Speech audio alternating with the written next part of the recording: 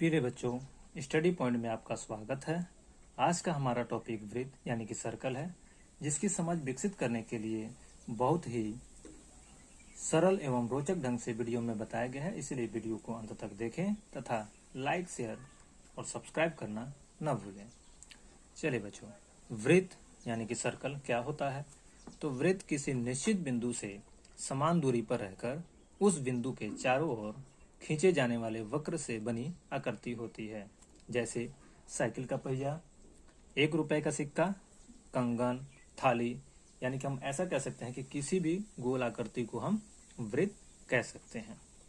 आइए वृत्त के अंग के बारे में जानते हैं। कौन कौन से होते हैं? तो केंद्र, जिसको अंग्रेजी में सेंटर कहा जाता है। जाहिर सी बात है कि किसी भी गोल आकृति का जो सबसे बीच वाला हिस्सा होता है वह केंद्र कहलाएगा। देखें कि वह स्थिर बिंदु जिसके चारों ओर वृत्त खींचा जाता है, यानी कि वृत्त है, और वृत्त के ठीक बीच वाला जो बिंदु है वह केंद्र कहलाता है। त्रिज्या यानी कि रेडियस, वृत्त पर स्थित किसी भी बिंदु से केंद्र तक की दूरी। जैसे ये वृत्त है, गोलाकार है, यहाँ किसी भी बिंदु से वृत्त है, किसी भी बिंदु से जब हम पॉइंट ए पर मिलाते हैं वह त्रिज्या कहलाती है। जैसे बी वृत्त पर एक बिंदु है और ए से मिल रही है तो इसको हम त्रिज्या कहते हैं। यदि हम यहाँ पर इसको मिला देते हैं और इसको नाम दे देते हैं सी, तो ए और सी जो होगा वो भी एक त्रिज्या कहलाएगी। तो एक वृत्त में अनगिनत त्रिज्याएं हो सकती हैं। नंबर 3, व्यास यानी कि डायामीटर। डायामीटर क्या होता है? तो वृत्त के 2 बिंदुओं को मिलाने वाली ऐसी सरल रेखा जो वृत्त के केंद्र से होकर जाती है। जैसा उदाहरण समझ सकते हैं कि ये वृत्त है और वृत्त पर 2 बिंदु यानी कि सी और डी 2 बिंदु हैं जो कि केंद्र से होकर ऐसे जा रही हैं। तो सी और डी एक व्यास है यानी कि डायामीटर है। बात समझ में आ गई? चौथा है चाप, आर्क। ये क्या होता है? तो वृत्त पर स्थित बिंदुओं को मिलाकर बना वक्र। यानी कि हम ऐसा कह सकते हैं कि ये टुकड़े होते हैं, वृत्त के टुकड़े। जब वृत्त यदि हम किसी एक चूड़ी के अलग अलग टुकड़े कर दें, मान लो ये चूड़ी है, एक टुकड़ा इधर कर दिए, एक टुकड़ा ऐसे निकाल दिए, ऐसे टुकड़े निकाल दिए, ऐसे टुकड़े निकाल दिए, और फिर जब हम उसको आपस में जोड़ते हैं तो एक वो फिर वृत्ताकार हो जाता है। तो जो टुकड़े होते हैं वह आर्क या चाप कहलाता है। या यह गोला है, इस गोले में से यदि एक हिस्सा ऐसे निकाल लिया जाए बाहर तो यही चाप यानी कि आर्क कहलाता है। क्लियर है? परिधि यानी कि सरकमफेरेंस। सरकमफेरेंस ये क्या होता है? तो वृत्ताकार घेरे का परिमाप। वृत्ताकार घेरे का परिमाप मतलब यदि ये वृत्त है और वृत्त के चारों ओर का जो माप होता है वही परिमाप कहलाता है। यानी कि मान ली ये गोलाकार है, इसकी जो बाउंड्री है चारों तरफ की, इसी को जब हम मापते हैं तो वही परिमाप कहलाता है। आगे इस वृत्त से हम एक ही वृत्त से सारी चीजों को जो अब तक हमने बताया है उसमें हम बड़ी आसानी से समझ लेंगे। जैसे ए बिंदु क्या है? केंद्र है। ए बी क्या होगी? त्रिज्या हो गई। ए बी और ए डी ये सब त्रिज्या है। यानी सी और ए भी या ए और सी हम कह सकते हैं ये भी एक त्रिज्या है। यानी कि एक वृत्त पर अनगिनत त्रिज्याएं हो सकती हैं। व्यास क्या है? बी और सी। बी और सी एक व्यास है क्योंकि वृत्त पर 2 बिंदु है और ये केंद्र से होकर जा रही है। और क्या खासियत है व्यास की? तो व्यास की पहचान ये है कि ये वृत्त को 2 बराबर बराबर हिस्सों में बांट देती है। अब जैसे ए और डी जो है एक त्रिज्या है, और यदि रेखा जो है आके यहाँ पर मिलती तो ये जो एक रेखा होती इसको भी हम व्यास कह सकते थे। चाप, डी और ई चाप। अभी जो हमने बताया था कि इसका एक टुकड़ा जो है वही डी और ई चाप है। इसके साथ साथ ये वृत्त पर 2 बिंदु जीवा है। व्यास भी एक जीवा ही कहलाती है। सबसे बड़ी जीवा हम व्यास को ही मानते हैं क्योंकि उसके अलावा बाकी दूसरी जो रेखाएं खींची जाएंगी वह सब छोटी होंगी, वह सब जीवा कहलाती हैं। वृत्त को जो छू कर जाए, स्पर्श करके जाए, उसको हम स्पर्श रेखा कहते हैं, और जो छेदते हुए बाहर निकल जाए उसको हम छेदन रेखा कहते हैं। आई होप कि आप लोगों को ये बात समझ में आ गई। अब बात करते हैं इसके सूत्र फार्मूला को, कि हमको कैसे इसका परिमाप निकालना है, किसी भी वृत्त का परिमाप कैसे निकाल लेंगे और किसी भी वृत्त का क्षेत्रफल को हम कैसे निकालेंगे। अब इस पे हम समझते हैं।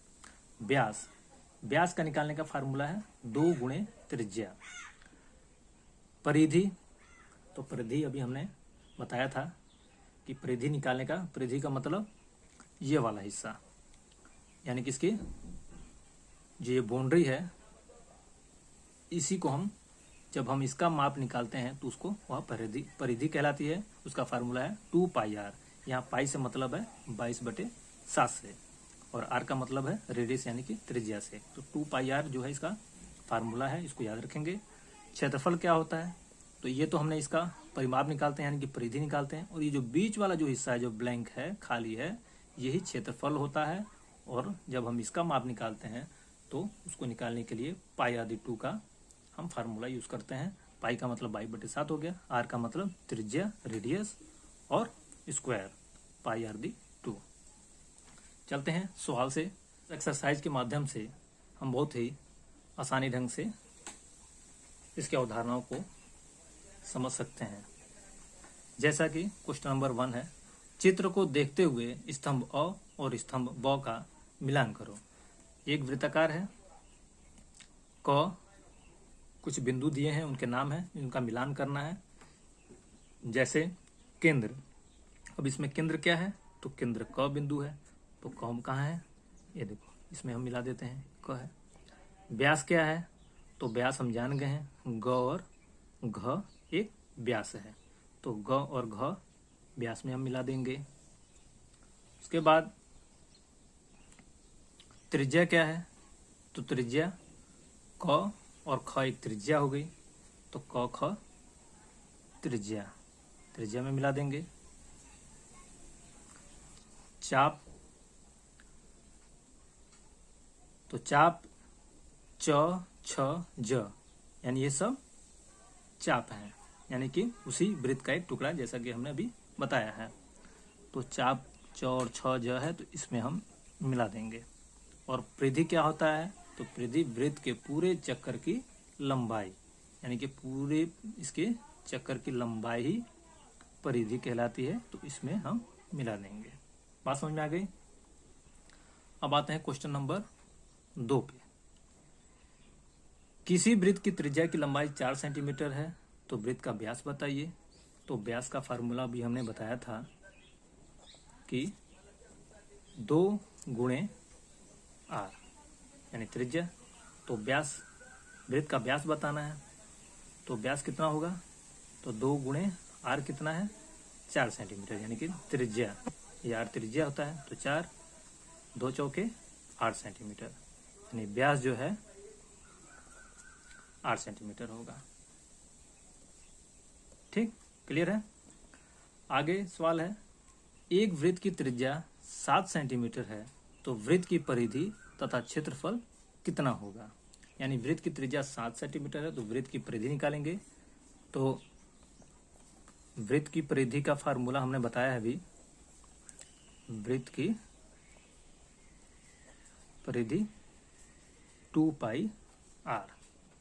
तो पहले इसको परिधि हम निकालते हैं, 2 गुणे पाई का मतलब 22/7 गुणे आर कितनी है हमारी त्रिज्या, यानी कि 7 सेंटीमीटर। तो 7 से 7 काट दिए, 2 और 22 बचे हैं, तो इन दोनों में मल्टीप्लाई कर सकते हैं। 22 दूना 44 सेंटीमीटर इसकी परिधि आ गई। बात समझ में आ गई। अब हमको वृत्त का क्षेत्रफल निकालना है। वृत्त का क्षेत्रफल, वृत्त का क्षेत्रफल कितना होगा, तो इसका फार्मूला है πr/2। पाई कितना है, तो 22/7। आर कितना है, 7 सेंटीमीटर, तो 7 सेंटीमीटर को 2 बार लिखना है क्योंकि स्क्वायर है। 7 को 7 से काट दीजिए और 22 और 7 को हम मल्टीप्लाई कर देते हैं। तो 22 और 7 को मल्टीप्लाई करेंगे तो 7 दूनी 14 का 4, हासिल 1, 7 दूनी 14, 1, 15, 154 वर्ग सेंटीमीटर इसका उत्तर आएगा। ध्यान देने वाली बात यह है बच्चों कि जब भी हम किसी का क्षेत्रफल निकालते हैं तो उसका स्क्वायर में आता है, यानी कि वर्ग सेंटीमीटर में उसका उत्तर हम लिखेंगे। आशा है कि वृत्त की अवधारणा आपको इसकी समझ जो है विकसित हो चुकी होगी। वीडियो देखने के लिए बहुत बहुत धन्यवाद।